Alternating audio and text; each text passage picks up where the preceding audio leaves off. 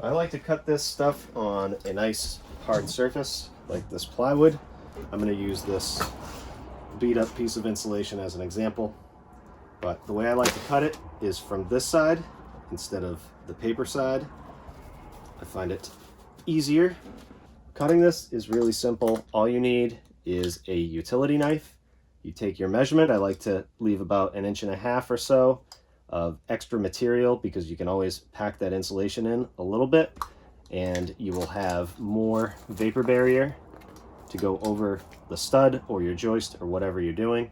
This is R15, so it'll be a little easier to cut, but either way you can use a utility knife and just hold this down with the paper down towards the hard surface is how I like to do it, and then just put a little pressure on there as you push it down,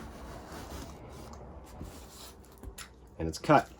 Nice, perfect cut. So if you're doing something like an attic and you have like R38 insulation, what you can do is take a piece of strapping or a 2x4 and hold this down like this. And this will also give you a straight edge to work with, and cut it that way.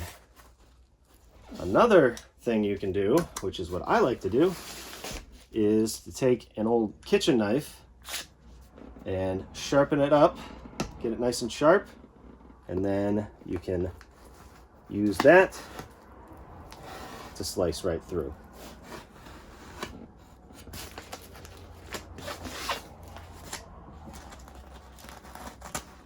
And I did a lot of cutting for the attic, so this is a little dull, but that ends up working out pretty good.